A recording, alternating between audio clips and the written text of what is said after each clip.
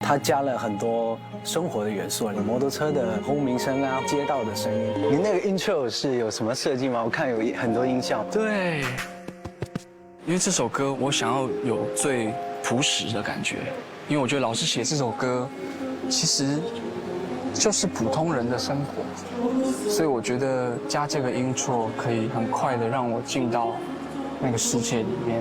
你年纪比我小，为什么你会对这个这么深入？我很小就出社会了，你跟我一我样，很小就开始工作，对，然后家庭因素，所以很早就开始接触这个世界这样。